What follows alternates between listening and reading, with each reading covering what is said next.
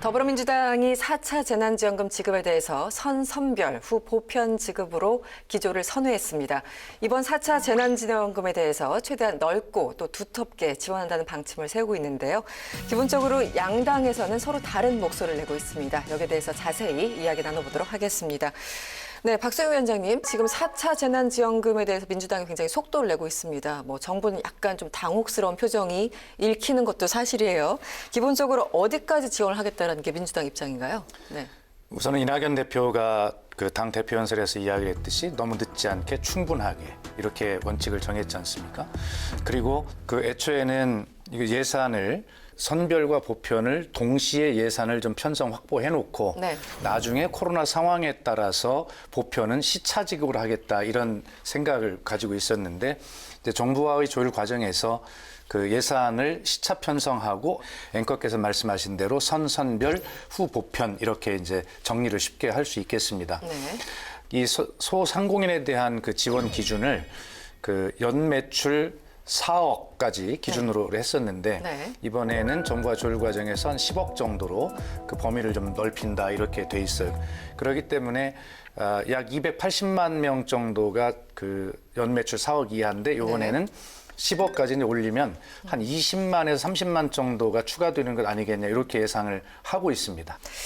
네, 김재원 의원님, 4차 재난지원금 여기에 대해서 시기의 문제, 대상의 문제, 지원 규모의 문제 여러 각도로 다른 의견을 내놓고 있는데 국민의힘은 기본적으로 4차 재난지원금 입장이 어떤 건가요? 이 코로나19 방역 대책으로 사회적 거리 두기를 굉장히 확대했지 않습니까? 그러면 가장 타격을 입은 분들이 소상공인들인데 이 소상공인들에 대해서 조금 더 지원을 넓게 하고 또 소상공인들의 피해 규모를 어느 정도 보완해주고 좀 보상해주는 의미까지 갈 수 있다면 좋겠다는 그런 의미에서 이번 선별 지원 자체에 대해서는 야당도 충분히 협조를 하고 있죠. 또 다만 이제 4월 초의 보궐선거에 맞춰서 네. 재난지원금 지원이 이루어지고 또 한 번 표장사에 이 나라 재정을 쓰고 있는 것 아니냐라는 그런 문제의식은 분명히 있습니다. 그리고 더 나아가서 올해도 재난지원금을 지급할 그런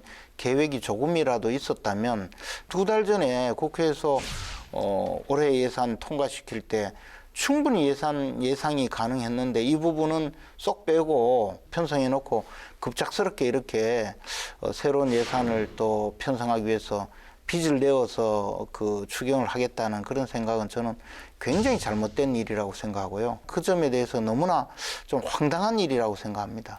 두 가지 이제 문제 제기를 하신 거예요. 이 선거 앞두고 3월 말에 급히 이 재정을 그러니까 재난지원금을 하려는 것 자체는 굉장히 의도된 것이 아니냐. 두 번째는 지금도 빚을 많이 지은 상태인데 더 빚을 그러니까 한마디로 돈 나올 구멍이 있느냐. 이 두 가지 측면인데 어떻게 보십니까? 우선 이제 야당에서 이제 김재원 의원님께 종합적으로 지금 말씀을 해주신 거에 대해서 다 수용하고 공감되는 말씀이고. 근데 늘 수용한다고 하고 나중에 그런데 실제로 모든 문제가 그 선거와 연관이 돼 있다라고 하는 야당의 지적에 대해서 만약에 그런 재난지원금이나 이런 것들이 지급이 돼서 국민들이 그걸 받고 더불어민주당 여당을 찍는다라고 하는 것은 국민의 민주주의 의식을 너무 낮게 봐도 너무 낮게 보는 것 아니냐 이런 말씀을 꼭 드리고 싶고요. 또 어차피 국민들께서는 이것이 본인들이 낸 세금을 가지고 재정이 집행되는 것을 다 알기 때문에 그래서 여기를 지지해야지 그런 생각은 아마 안 하실 거고요. 그다음에 재난지원금은 코로나 방역 상황에 따라서 그때그때 달라질 수 있는 것이기 때문에 고정적으로 일반 예산으로 편성할 수 없는 부분도 또 아실 겁니다. 그러니까 제가 거꾸로 한번 여쭤보면 그러면 선거가 4월 7일인데 그 선거에 영향을 미치려 한다라고 하는 그런 의심을 받지 않기 위해서 백신도 4월 7일 이후에 그럼 접종을 해야 되냐라는 이런 질문을 또 드릴 수 있거든요. 그렇기 때문에 아니 평소에 참 합리적인 분이었는데 왜 이렇게 억지를 쓰시는지 뭔가 찔리는 게 많으셔서 그런지 그런가요? 아니 제가 말씀드린 거는 네. 이미 작년에 사회적 그 거리두기 격리 상태가 들어갔었고 그때 예산 편성과 예산 심사가 있었거든요. 그러면 조만간에 재난지원금을 지급하기로 하고 예산이 편성할 수 있었거든요. 근데 금년도 예산 집행이 시작되니까 느닷없이 이제 재난지원금을 들고 나왔거든요. 이것도 사실 우리가 지난해 총선 때 전부 겪어봤던 일이거든요. 그렇게 해서 실제로 도움된 건 맞잖아요. 저희 더불어민주당이 압승을 한 것이 그 영향이 좀 있다라는 말씀이신데 우선 저는 국민들께서 그렇게 민주주의 의식이 낮지 않다라는 말씀을 다시 한번 드리고 그때는 굉장히 국난의 그 크기가 컸고 국민들이 불안했기 때문에 집권 여당에게 힘을 몰아줄 테니까 방역을 잘 해봐라 라고 하는 그런 선택의 문제지 재난지원금의 효과나 이런 것 때문에 뭐 그렇게 됐다라고 하는 것은 저는 동의할 수 없습니다. 그리고 아까 이제 그 나라 살림이 파탄나게 생겼다 이런 말씀을 주셨는데 걱정하죠. 그러니까 홍남기 부총리도 자꾸 뭐 곳간 열쇠를 좀 굳게 지키려고 하는 그런 모습 아니겠습니까? 뭐 재정 관료로서 당연한 태도이고요. 그러나 당으로서는 꼭 아껴서 잘하는 것보다 돈을 좀 풀어서 쓸 때 써가지고 새로운 소득을 만들어내는 것도 좋은 살림법이라고 생각을 하는 것이 정치권의 모습 아니겠습니까? 그런 부분들이 자율 조율이 되리라고 생각하고요. 그 대통령도 신년 기자회견에서 이야기를 했지만 어쨌든 새로운 해의 예산 집행이 시작되자마자 새로운 추경을 하는 것에 대한 걱정을 하셨고 충분히 뭐 저희도 고민을 하고 있다는 말씀을 드립니다. 그렇다고 해서 이 가계에 더 많은 부담을 줄 수는 없는 노릇이고요. 이 문제들에 대해서 충분하게 걱정하시는 부분과 또 저희들이 하는 부분 이것이 어떤 특정 정파에 유리하게 하기 위한 정치 행위가 아니라 우리 국민을 생각하는 똑같은 여야의 같은 고민이기를 바란다는 말씀입니다. 예. 지금 적재적소에 지급할 근거가 마련되지 않은 상황에서 3월 말에 지급한다고 하는데 이렇게 밀어붙이면 또 다른 문제를 만들지 않을까라는 우려가 있어요. 기본적으로 뭐 재원 마련도 그렇고 거기에 대해서만 간단하게 좀 답변을 해주시죠. 예, 우선 재원 마련 이제 걱정해 주셨는데 네. 그 전에 사실은 그 예산안에 대한 세출 구조 조정을 이제 한다고 홍남기 부총리도 이야기를 하고 네, 있거든요. 네. 이미 편성된 예산이기 때문에 그걸 다시 조정하는데 많은 어려움이 있을 거라고 생각이 돼요. 그래서 그런 예산 확보는 뭐 그렇게 세출의 구조 조정과 그다음에 부족하다면 국채 발행을 통해서 하겠다는 원칙을 이미 말씀을 이제 드린 것이고요. 지금 문제는 여전히 3월 말로 그렇죠. 네, 굳어진 아니 거죠. 그게 당연하죠. 4월 네. 초에 선거인데 3월 말에 자영업자가 되지. 그리고 자영업자 소상공인 외에도 플랫폼 노동자까지 지급한다. 뭐 이런 이야기 쭉 하거든요. 자영업자들이 사회적 거리두기 때문에 크게 피해를 입고 지금 거의 폐업 직전까지 가 있단 말이에요. 그래서 이분들한테 재난지원금 지급하는 건 지극히 옳은 일이라고 생각을 해요. 근데 사실은 플랫폼 기업은요, 지금 이번에 코로나19 때문에 오히려 매출이 한 30%씩 늘었거든요. 그럼 배달원들이 일만 는 게 아니고 수입도 늘었어요, 그분들도. 그런데 이제 이분들 숫자가 많고 이분들도 이제 주로 서울 수도권에 대부분 배치가 되어 있거든요.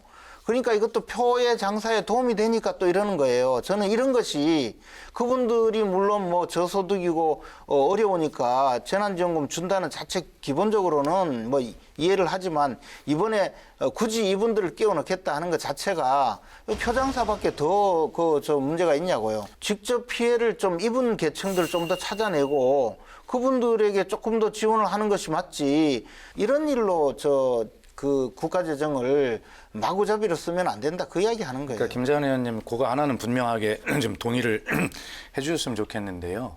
뭐 제가 동의 안 해도 아무 상관없어요.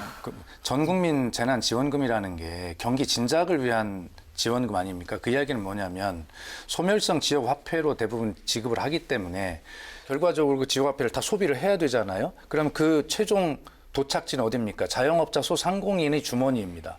필요도 없는 사람에게 돈을 주는 것이 아니라 그 지역 화폐로 소비를 하게 함으로써 결과적으로는 자영업자와 소상공인의 매출 감소를 도와주는 그런 정책이다라고 하는 것을 좀 말씀을 드려도 잘 이해를 안 하시고 자꾸 왜 필요 없는 사람들에게 돈을 퍼주냐라고 이런 말씀을 하셔요.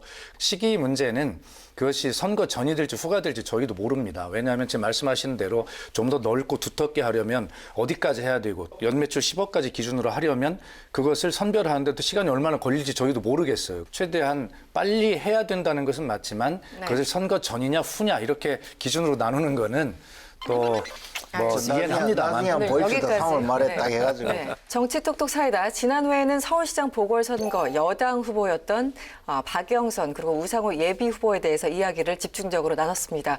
그래서 오늘은요. 제3지대 야권의 안철수 그리고 금태섭 예비 후보에 대해서 이야기를 해보려고 합니다. 뭐 많은 분들이 예상을 했겠지만 처음부터 삐그덕거리고 있습니다. 지금 지난 15일 날 1차로 이제 TV 토론을 하려다가 그것도 무산됐고 물론 다시 날짜를 잡아서 진행되긴 했습니다만 전반적으로 지금까지 금태섭 후보와 안철수 후보 간의 어떤 이런 논쟁들 어떻게 보였습니까? 아니 근데 이제 우리가 예상을 할 수 있잖아요. 네. 솔직히 말씀드려서 이런 표현을 쓰면 그렇지만 안철수 대표는 금태섭 후보를 내 가방 멋지가 나한테 달려들어 이런 느낌으로 할 텐데요. 아니 뭐 시청자 여러분 저 가방 멋지 죄송합니다. 가방 멋지라는 가방 들고 다니는 수행원 이런 개념이죠. 네, 그렇게 보면 되니까요. 네. 근데 이제 안철수 후보는 저 금태섭 후보를 신경도 안 썼을 텐데 상황이 어떻게 되었나 하면 자칫하다가는 국민의힘 후보 하나와 안철수 금태섭 3인이 경선을 할 가능성이 네. 생겼거든요. 표가 그래서 분산되죠. 네. 이 안철수 후보 생각에는 금태섭 너 빨리 집으로 가 이렇게 하려고 이제 단일화라는 그 협상에 나선 거고 반면 금태섭 후보는 안철수 후보를 대선에 나오게 할 때 가장 측근이었잖아요. 네. 대변인도 하고 하면서 민주당 갔다가 또 민주당까지 탈당해서 지금 사실은 정치적 미아가 되어 있거든요. 그런데 이번 기회에 안철수하고 붙어서 안철수하고 동급이 되었거든요. 안철수 후보는 TV 토론에 불러내면 자기가 아주 그 케어시킬 자신이 있고 더 나아가서 안철수보다는 금태섭이 낫다 이런 사람들도 만들 수 있겠다 생각해서 사실은 판을 벌인 거거든요. 네. 그런데 안철수 저분은 또 말로는 TV 토론 한다고 해놓고도 TV 토론 할 생각이 아예 없었을 거예요. 그러다가 아예 지금 없었다. 그렇게까지 보십니까? 아니 당연하죠. 네네. 협상 그냥 하면서 결국은 무산시키고 빨리 그냥 여론조사에서 집으로 보내는 게 유일한 목표였을 거라고요.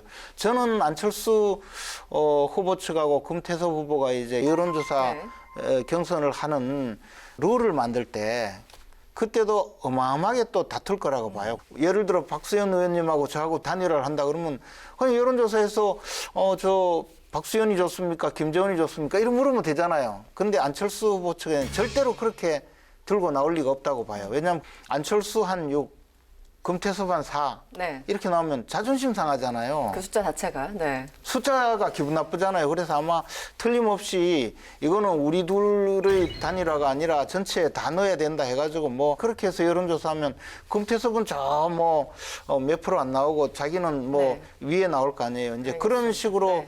하려고 할 가능성도 있어요. 김재현 의원님 좋은 제안해 주셨는데 저하고 좀 여론조사 경선 한번 해봤으면 좋겠어요. 해서 뭐 어디 나가려고 해요. 그러면 하면 저는 김재현 의원님이 6, 제가 4 나와도 저는 영광으로 생각할 거예요. 지금 금태섭 후보 측과 안철수 후보 측에서는 서로 다른 포인트를 얘기를 하고 있어요.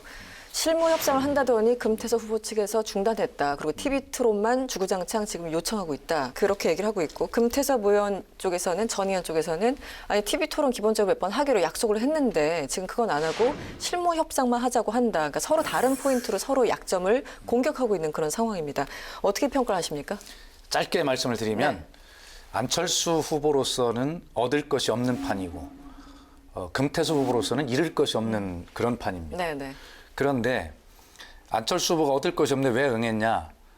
응하지 않으면 속 좁은 사람 되니까 당연히 응해야죠. 네. 그러면서도 계산이 있었을 거예요. 국민의힘 후보들이 경선으로 막 흥행이 떠오를 때 자기가 화면에서 사라지는 그 시간이거든. 네, 그러니까 패턴을 유지하기 위해서 금태섭 후보와 하기는 싫지만 어쩔 수 없이 응했어요. 뭔가 주목도를 계속 그렇습니다. 이끌기 위해서. 네. 그런데 김재현 의원님이 잘 아시는데 안철수 후보의 그 협상 그 전력을 보면 매우 피곤하고 매우 까다롭고 도저히 안 되는 협상으로 모든 유명하잖아요. 분들이 많이 얘기를 그러니까 하시는 적어도 부분이죠. 금태섭 네. 후보 정도하고도 그걸 싸우고 있는데 줄다리기를 국민들이 다 아셨어요. 이제 야 안철수 저 사람 속이 좁구나 이런 생각을 하시게 됐을 겁니다. 그래서 토론은 했지만 안철수 후보로서는 잃을 건 다 잃은 그런 토론회였다.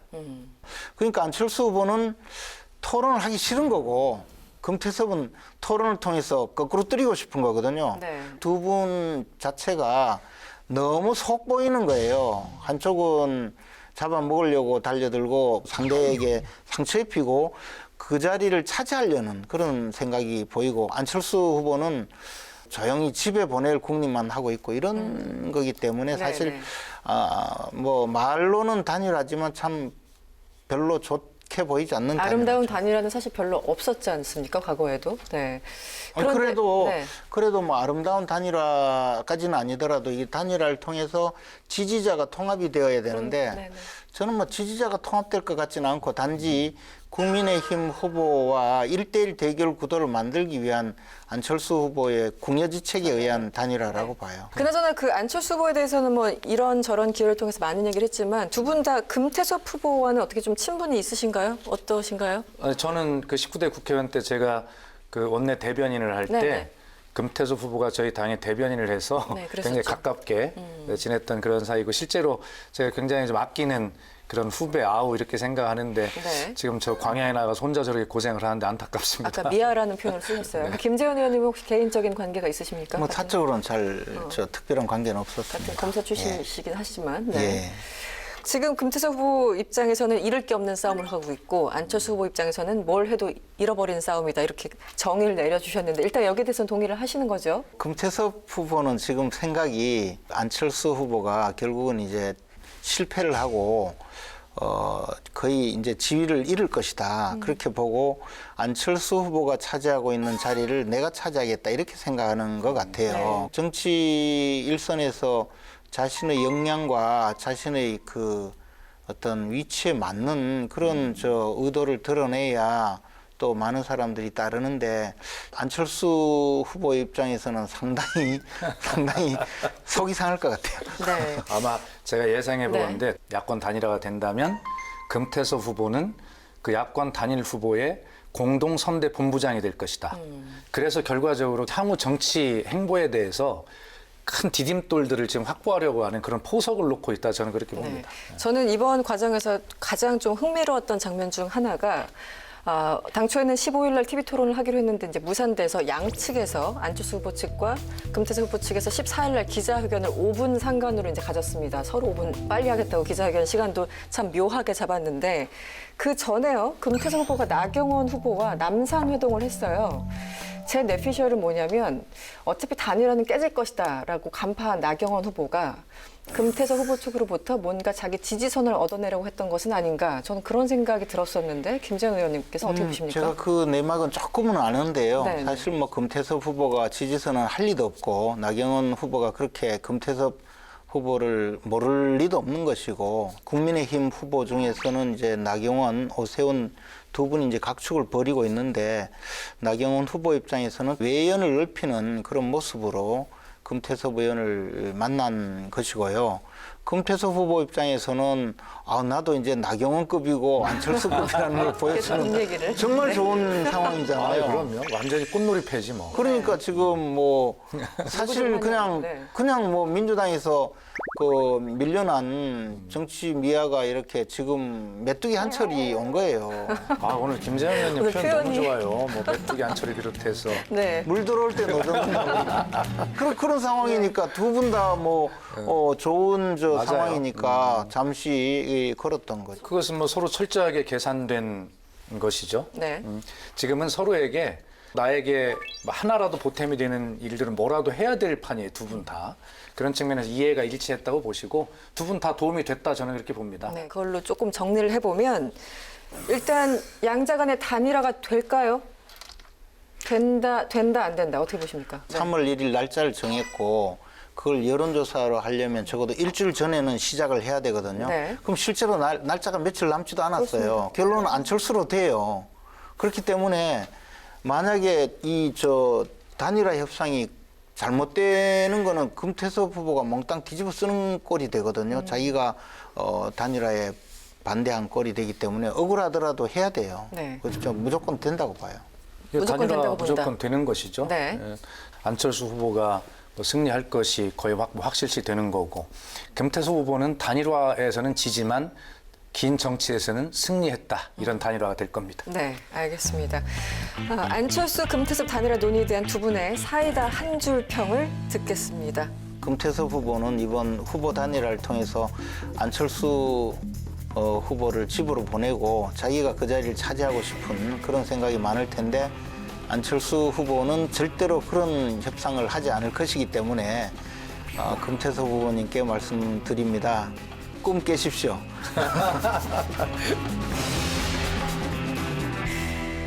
세게 나오시는데. 네. 예, 이번 안철수 후보, 금태섭 후보 간의 단일화 과정을 보면서 국민들은 야, 안철수 후보가 좀 째째하지 않냐 이런 생각을 하셨을 것 같아요. 안철수 후보는 과거 대통령 후보였을 때 TV 토론의 트라우마가 분명히 아직도 있구나, 극복을 못했구나. 그래서 역시 안철수 후보의 약점은 TV 토론이다라는 것을 다시 한번 스스로 셀프 증명한 단일화 과정이다. 알겠습니다. 네, 여기서 안철수, 금태섭 두 후보에 대한 빅데이터 알아보도록 하겠습니다. 글로벌 빅데이터 연구소는 지난해 서울시장 보궐선거 여권 예비 후보에 대해 빅데이터를 분석해봤는데요. 이번에는 야권의 제3지대 후보로 거론되고 있는 안철수, 금태섭 두 예비 후보에 대해 살펴봤습니다. 나흘간의 설 연휴 2월 11일부터 14일까지 모두 12개 채널 22만 개 이상의 사이트를 대상으로 안철수, 금태섭에 대한 데이터를 수집해서 분석해봤습니다. 먼저 총 정보량입니다. 안철수 국민의당 대표는 9천 건에 가까웠고 금태섭 전 민주당 의원은 3천 건을 조금 넘겨서 두 후보의 총 정보량은 거의 3배 정도 차이가 났습니다. 일별 정보량을 살펴보면 차이가 보이는데요. 안철수 후보는 일평균 2,221건으로 나흘간 꾸준한 정보량을 보인 반면에 금태섭 후보는 일평균 400선에 머물다가 14일 5배 가까이 정보량이 상승한 모습을 보였습니다. 이날은요, 안철수, 금태섭 두 후보의 의견차로 단일화 TV 토론이 불발된 날인데요. 급상승 연관어를 통해서 이 사안을 조금 더 자세하게 살펴보도록 하겠습니다. 네, 해당 연관어는 설 연휴 나흘 전과 설 연휴 동안을 비교한 급상승 연관어입니다. 금태섭 후보의 연관어는요, 안철수 후보와의 TV 토론 불발 관련 키워드가 5개 중 4개로 나타났습니다. 금 후보는 TV 토론 불발에 관한 입장문을 내고 유감의 뜻을 밝혔습니다. 1위인 남산은요, 나경원 예비 후보와의 연관된 키워드입니다. 금태섭 후보가 나경원 후보와 남산 둘레길을 걸었는데요. 이 자리에서 나 후보가 진중권 서민 교수와 함께하는 자유주의 상식 연합을 제안해서 이 키워드가 뜬 겁니다. 안철수 대표의 급상승 연관어 1위는 의료봉사인데요. 안 대표는 11일 서울역 광장에 설치된 임시 선별검사소에서 코로나 바이러스 검체를 채취했고 연휴 동안 명동의 무너진 상권을 둘러보면서 안타까움을 표현했습니다. 급상승 연관어를 살펴보면 두 후보의 선거 행보를 읽을 수 있습니다. 이 금태섭 후보는 안철수, 나경원 등 야당 후보들과 야권 연대 및 단일화를 이어가고 있고 안철수 후보는 의료봉사, 명동 방문 등을 통해서 민심 잡기에 주력하고 있는 것으로 풀이됩니다. 네, 지난 2009년 당시 이명박 정부였죠. 당시 국정원이 18대 국회의원 전원과 연예인 그리고 언론인들까지 천여 명에 이르는 사람들의 뒷조사를 했다. 이른바 불법 사찰 의혹이 다시 한번 뜨거워지고 있습니다. 여기에 대해서 오늘 두 분의 의견을 들어보도록 하죠. 먼저 김재원 전 의원님, 사찰 받으셨습니까? 나는 18대 국회의원이 아니어서. 아니어서. 또 그때 네. 저는 언론인이라고 볼 수 있는 네. 라디오 방송을 진행하고 있었기 때문에 뭐 사찰 대상이었는지도 모르겠고 연예인은 아니었고 네. 뭐 그러니까 모르죠. 지금 옷 모른다. 입으신 거면 거의 연예인 수준인데. 근데 이제 저는 이런 자료에 대해서 좀 의구심이 있어요. 지난번 그 국정원에서 국정원 정치 개입 사건 수사를 하면서 외부인들까지 들어가서 국정원 서버에 전부 접근을 해서 모든 그 자료를 다 열람을 했거든요. 그중에 그 방대한 자료를 다 볼 수 없으니까 정치인들 이름을 넣어서 전부 그 검색을 다 해봤단 말이에요. 네. 근데 그때는 없던 자료가 박지원이라는 정치인이 가서 그 국정원장을 하면서 선거 직전이 되니까 이런 또 문건이 발견되거든요. 국정원이라는 데는 워낙 특이한 조직이기 때문에 그래서 만약에 그 문건이 있다면 정말 수사를 제대로 해서 문건 작성한 모든 사람들 그냥 처벌하면 되겠죠. 처벌받아야 예, 된다. 네. 그러면 되는 거지 뭐 지금 와서 있다 없다 저것도 정치 개입이라고 봐요. 특히 박지원 국정원장은 원래 정치인인데다가 정치를 아주 참으로 묘하게 하던 분이거든요. 국정원법에 의하면 그 국가 안전 보장을 위한 그 방첩과 대테러 활동을 하게 되어 있는데 지금 이 선거 운동을 하고 있어요. 네. 그 위원장님 어떻게 보셨습니까? 이게 이제 야당에서는 선거를 앞두고 왜 이런 자료가 갑자기 불쑥 튀어나왔을까? 또 한 발 더 들어가면 지금 박형준 예비 후보가 조금 잘 나가고 있으니까 여기에 대해서는 견제가 아닌가 여러 가지 해석들이 나오고 있어요. 어떻게 보십니까? 이게 이제 사실 국정원이 이런 사찰 문건을 만들고 관리했다라고 하는 것은 충격적인 내용이지만 이미 국민들도 국정원에서 그런 일을 하고 있으리라고 하는 걸 다 짐작하고 있기 때문에 네. 별로 그렇게 선거에 영향을 미치거나 뭐 그럴 문제 같진 않아요. 그동안에 국정원이 국민의 인권을 어떻게 유린해 왔는가를 알고 있기 때문에 이번 기회에 국정원의 역사를 흑역사를 정리하는 계기로 삼아야 된다. 이번 기회에 국정원의 이 잘못된 역사, 행태 이런 것들을 다 정리하고 그리고 새로운 기관으로 국민의 기관으로 날 수 있도록 기회를 만들어야 된다라는 데 먼저 말씀을 드리고 싶고요. 그다음에 이게 저희들도 좀 곤란한 게 왜 이 시점에 이게 나왔을까 이런 생각을 하거든요. 근데 이걸 설명을 해보면 2017년 10월에 문재인 정부가 출범하고 그 시점에 내놔라 내 파일 누구나 국민들이 사찰 문건이 있을 거라고 다 생각을 네. 하니까 네. 그 시민단체가 만들어졌고 그 시민단체가 정보 공개 요청을 하죠. 그런데 국정원이 정보 역량의 노출 이런 이유를 대면서 거부를 합니다. 그러니까 당연히 소송을 하게 되죠. 그래 그 소송이 작년 2020년 11월에 대법원 판결이 났어요. 그래서 그걸 정보를 공개하라는 것입니다. 거기에 따라서 국정원은 전담반을 만들어가지고 63명에게 1차로 본인들 관련된 정보를 제공했는데 네. 그 과정에서 이제 이게 불거진 것이거든요. 일부 내용이 노출이 됐죠. 그렇습니다. 네네. 그래서 선거에 이용하느냐 안 하느냐 뭐 이용할 생각도 없고 당황스럽습니다. 오히려 거꾸로 쉽게 말씀을 드리면 그러면 2021년 4월쯤에 서울과 부산에서 이런 문제로 재보궐선거가 있을 거야라고 예상을 하고 그 시민단체가 소송을 진행해서 이 정보를 공개했단 말인가. 또 법원은 2021년 이 4월쯤에 부산에서 박형준 후보가 출마해가지고 뭐 여기에 영향을 미치기 위해서 이 11월에 대법원 판결을 했단 말인가라고 그렇게 상식적으로 되물을 수밖에 없어요. 야당의 의심과 깜짝 놀라는 이런 것들은 충분히 이해를 하지만 그렇지 않다라는 것을 상식적으로 설명을 드려보고 그것과 별개로 저희가 아까 말씀드린 대로 국정원의 이 흑역사를 제대로 정리하고 국민의 정보기관으로 거듭날 수 있는 기회로 이번에 완전히 한번 정리를 해보자. 네. 저는 그렇게 주장합니다. 네. 아니 그래 저 국회에서 특별법 만들어서 과거 그 정치 사찰이 있었으면 모두 다 공개하고 국정원이 이제 정치 개입하지 않겠다고 했으니까 뭐 그것은 저는 맞다고 봐요. 그런데 이제 박지원 국정원장이 김대중 대통령 시절에 장관도 하고 비서실장도 하셨잖아요. 그러니까 이제 김대중 정권 때는 전혀 정치 사찰이 없었다는 거야. 근데 그때 임동원 국정원장 시절에 그 정치인들 도청을 했어요. 테이프를 또 보관하고 있다가 그게 나중에 발각이 됐잖아요. 네. 그래서 국정원장하고 그때 차장 그분들 좀 교도소 갔잖아요. 근데 정치 사찰이 없었대요. 그런 분의 말을 어떻게 믿냐고요. 저는 적어도 박지원 국정원장이 있는 국정원은 전 정치 본거지가 돼 있어요, 지금. 아, 신뢰할 수 없다. 박지원 국정원장께서 그러면 내 또 저랑- 국정원에 불려가서 혼나는 거 아니지? 뭐 전화를 한번 해봐야 되겠어. 걱정하지 마세요. 박지원 원장께서 잘 아는 제 지인을 통해 저한테 말씀을 전해왔는데 네. 박수현 전 의원이 요즘에 방송을 많이 나가는데 이 말을 좀 꼭 나가서 좀 하라고 해라. 말씀을 전하면 저렇게 거죠? 정치 개입을 하고 있잖아요. 저를 뭐라고 했냐면 네. 과거에 국정원장은 날아가는 새도 떨어뜨린다고 했는데 내가 국정원장이 돼서 와보니까 앉아있는 새도 안 날아가더라.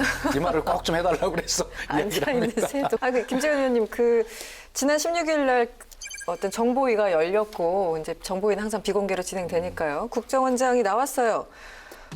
개인정보법 등등 여러 가지 법률적인 한계로 지금 당사자들이 요청해도 우리는 공개하기 힘들다. 그러니까 정보위 차원에서 3분의 2 의결하면 우리가 비공개로 할 수 있다. 이렇게 주장을 했는데 이 부분은 어떻게 보셨습니까? 아니 뭐 여당이 3분의 2 되니까 네. 여당이 의결해서 빨리 공개해 주세요. 혹시 제 것도 있으면 저도 한번 보게. 굉장히 궁금하신. 근데 이거- 뭐 궁금할 여당이- 것도 없어요. 저는요 국정원이 생산하는 정보가 얼마나 험한 건지도 알아요. 그게 험한하다. 그러시겠다. 우리가 이제 국정원이면 뭐 대단한 뭐 정보가 있는 것처럼 그러는데 사실은 그저 돌아다니는 풍문이나 그 모아가지고 그거 가지고 별 쓸모없는 정보도 굉장히 많을 거라고 세평 봐요. 이런 것들. 정무수석 하실 때 국정원하고 좀 이렇게 긴밀하게 저는 보셨습니까? 정무수석 시절에 그 국정원하고 전화 한 통 했다가 재판 받은 거에는 국정원에서 보고 받거나 한 적은 없어요. 네. 그래서 참 그때 제 전화 한 번 잘못했다 그냥 네. 한 2년간 재판 받았어요. 그렇군요. 김재원 의원님 정무수석 하실 때는 그런 일이 없었는데 지금 이제 그 부산의 그 후보님과 관련된 네, 네. 그 이제 문건이 나온 거 아닙니까? 거기에 보면 이명박 대통령을 잘 보좌하기 위해서 국회를 견제하고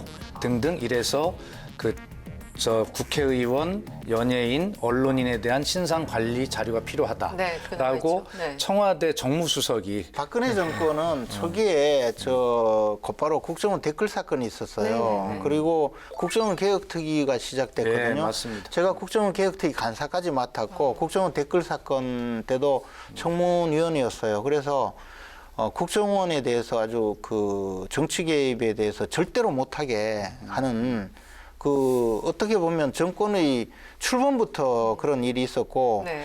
그때 처음 남재준 국정원장이었는데요. 그분도 정치 근처도 가지 마라는 그런 지휘 방침이 실제 있었어요. 그래서 정치 개입은 저는 없었던 걸로 알아요. 제가 네. 한번 추측을 해보면 이제 어느 정부든 국내 정보에 개입하지 마라라고 지시가 있었고 그런 분위기였고 한다 하더라도 국정원이 제도적으로 완전히 정리를 해주지 않으면 그냥 하던 일은 그냥 관례대로 쭉 했을 것 같다는 생각이 들어요. 그러니까 정권이 국정원 정치 불개입에 대한 의지와 무관하게 제도적으로 정리가 되지 않은 상황이라면 그냥 하던 일은 그냥 해야 되나 보다 하고 관성대로? 관행적으로 네네. 관성대로 했지 않을까라고 하는 그런 의심은 들고 이게 문재인 정부라고 또 특별히 다르겠나 하는 생각도 솔직히 들어요. 그렇기 때문에 특별법이라도 만들어서 부끄러워하지 말고 그냥 완전히 다 까보자. 부끄러워하지 그래 정리하자. 알겠습니다. 예. 이 문제는 여기서 정리를 좀 하도록 하죠. 다음 이슈로 넘어가 보도록 하겠습니다. 지난 4일 임성근 판사 탄핵 소추안이 국회에서 가결됐습니다. 이날에 맞춰서 임성근 판사 측이요, 김명수 대법원장과의 녹취록을 공개해서 여러 가지 논란이 일고 있는데요. 여야에서는 서로 다른 지점에 대해서 공격을 하고 있는 그런 상황입니다.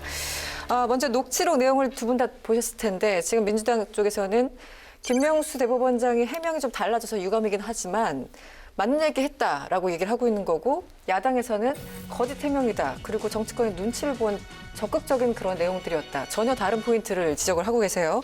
먼저 말씀을 주시면 어떻습니까? 예.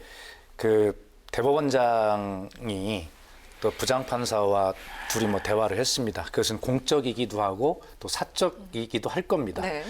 위헌 행동을 했다라든가 이런 의심을 받고 있는 후배 판사가 몸도 아프다고 사표를 내려왔는데 대법원장으로서 아마 교과서에 나오는 공식적인 말만 가지고 대화를 할 수는 없겠죠. 임성근 부장판사가 그걸 녹취를 해가지고 또 국회에서 탄핵 소추 의결을 하는 날 그걸 또 공개를 했어요. 어느 것이 더 나쁘냐? 네. 뭐 저희들은 뭐 그렇게 주장하고 싶은 생각이 없어요. 그러나 본질은 그게 아니라는 거죠. 본질은 임성근 부장판사가 다른 재판장의 판결문을 미리 보자고 해서 거기에 정권의 어떤 좀 껄끄러운 이야기들을 지우고 판결문을 고쳤다라고 하는 것은 그야말로 재판의 독립성과 중립성을 해친 중대한 행위 아니겠습니까? 사법농단이죠. 그런 측면에서 법원이 스스로 재판을 해서 그 판결문에 위헌적 행동을 했다라고 6번이나 기록을 해 있고 그다음에 전국 법관 회의가 이것에 대해서 탄핵 소추를 해야 한다라고 의결 선언을 한 이 사실에 대해서 탄핵 소추권을 가지고 있는 국회가 탄핵 소추를 하지 않는다면 국회의 임무를 방기하는 것이죠. 그리고 또 하나는 탄핵이 이야기되고 있는 상황에서 사표 수리를 하지 않아야 맞습니다. 그런데 위헌을 했다라고 그렇게 의혹이 제기돼 있는 그런 판사의 사표를 대법원장이 덥석 수리를 했다면 오히려 그게 더 문제가 될 국민들로부터 것이다. 어떤 네. 판결을 듣냐면 제 식구 감쌌다라고 그렇게 욕을 먹지 않았겠습니까? 그래서 김명수 대법원장으로서는 한편으로 사적으로는 후배 판사를 다독거리면서도 전체적으로는 이것은 국회가 탄핵을 이야기하고 있기 때문에 사표를 함부로 수리해서는 안 된다라고 하는 원칙을 지킴으로써 법원의 신뢰를 저는 지켰다 이렇게 보는 것입니다. 네. 예. 의원님. 잠 올 뻔했어요. 하도 굉장히 똑같은 이야기를 피곤해하시네요. 들었어요. 네. 근데 판사가 탄핵의 대상이 되기는 굉장히 어렵거든요. 더군다나 이분은 지금 문제가 된 그 사건으로 기소가 돼서 무죄 판결을 받았어요. 그 판결문에 그러나 위헌적인 행위다. 그런 이야기가 있어요. 그러나 법적으로 이것을 유죄라고 할 수 없다는 내용이죠. 그러면 위헌적인 행위를 했다는 게 뭐냐. 산케이 신문인가 그렇죠. 네네. 일본의 기자가 소문을 사실처럼 기사를 써서 청와대가 고소를 했잖아요. 그랬는데 판결문을 작성할 때 이것은 굉장히 중요한 문제니까 좀 구체적으로 해서 명백히 해달라고 부탁을 했다는 내용이잖아요. 그런데 이 정도는 결론에 영향을 미치거나 재판에 관여하거나 또는 재판의 그 판사의 독립을 심각하게 해치지 않았기 때문에 위법하지는 않다. 그러나 이런 것도 판사의 재판에 그 상급자로 볼 수 있는 그런 분들이 영향을 미치게 해서는 안 된다는 내용으로서 이건 위헌적 행위다라고 한 거예요. 임성근 판사가 그래서 재판에서 무죄 판결을 받았고 지금 이 김명수 대법원장 이분이 이런 이야기를 할 때는 국회가 21대 국회가 개원하기도 전이에요. 그 대법원장이 이야기하는 탄핵이라고 뭐 난리를 친다든지 정치적인 상황은 다른 문제니까 정치권에서 뭐라고 할 거냐. 정치적 상황도 살펴봐야 된다. 언제부터 대법원장이 정치 상황 살펴보고 대법원장의 업무를 수행을 했느냐 이 말이죠. 정치권에서 초연하라고 임기도 보장하고 정치적 영향을 받지 말라고 그렇게 해서 그 국회에서 선출을 하고 여러 가지 절차를 거친 것 아닙니까? 그리고 임기 자체를 길게 했어요. 그것은 뭐냐면 정권의 눈치를 보지 말라는 거거든요. 그런데 이분은 내가 만약에 수리해버리면 정치권에서 나보고 뭐라고 하겠느냐. 그런 이야기를 한 거예요. 알겠습니다. 네. 그리고 그러면- 마지막으로 말씀드리면 왜 사표 수리를 하지 않았느냐 했을 때 정치권의 요구도 있었지만 국민들도 비판을 했다. 제 식구 감싸기다. 그래서 내 사표 수리하지 않았다고 했으면 될 것을 거짓말의 맹수에 그 거짓말을 밝혀내는 것이 판사거든요. 근데 판사의 최고위 판사의 상징인 대법원장이 국민들 앞에 거짓말하는 게 완전히 들통이 났거든요. 이것은 지휘권을 상실했죠. 거짓 해명으로 어쨌든 위신은 크게 손상됐다. 예, 네, 제가 어떻게 좀 보십니까? 말씀을 드려보면 네. 정치권의 눈치를 봤다라고 이렇게 말씀을 하시잖아요. 자, 정치권의 눈치를 봤을 겁니다. 그런데 거기서 정치권이라고 하는 게 무엇이겠습니까? 국회 아니겠습니까? 국회는 무엇입니까? 국민입니다. 결과적으로 그렇게 위헌적 행위를 했다라고 판결문에 기록된 그런 판사의 사표 제출에 대해서 사표를 수리하지 않는 것은 당연한 대법원장의 의무라고 생각을 합니다. 그때 사표를 받았으면 국민들로부터 호된 질책을 받았겠지요. 그 이야기를 하는 것이지 여기서 정치권, 정치 상황이라고 하는 것이 민주당, 여당의 눈치를 봤다라고 그렇게 좁게 해석하시는 것은 좀 맞지 않다. 저는 그렇게 생각을 하고 임성근 부장판사가 1심에서 무죄를 받으셨다 이렇게 말씀을 하셨어요. 그것과 위헌은 다른 것입니다. 위헌적 행위에 대해서는 국회가 알아서 탄핵 소추를 하고 헌법재판소 결정을 받아봐라 이런 뜻이니까 국회가 거기에 대해 의무를 다하는 것이고 그럼 왜 하필 2월 달에 사퇴하는데 실효성도 없는데 왜 하느냐. 이게 사상 최초의 판사 탄핵이기 때문에 저희도 고민이 많았습니다. 그러나 위헌적 행위라고 분명히 6번이나 판결문에 기록되어 있는 이 행위를 탄핵 소추권을 가지고 있는 국회가 의무를 다하지 않으면 어떻게 되겠는가.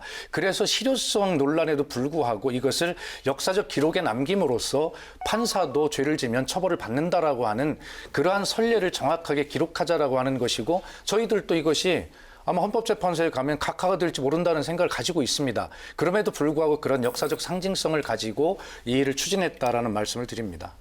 지금 오로지 국민의힘에서는 우리 편 안 들고 상대편 들면 어떤 보복이 가해지는지 판사들에게 명백히 보여주자는 그런 겁주기이겠죠. 그리고 더 나아가서 이 사람은 박근혜 전 대통령을 도와주려고 했던 사람이다라고 낙인 찍고 지옥 끝까지 가서라도 반드시 보복한다는 그런 특정 정치 세력의 보복 행위라고 보여지고요. 더 나아가서 사실은 판사에 사퇴했는데 이미 공직에서 물러난 사람을 헌법재판소가 파면할 수가 없거든요.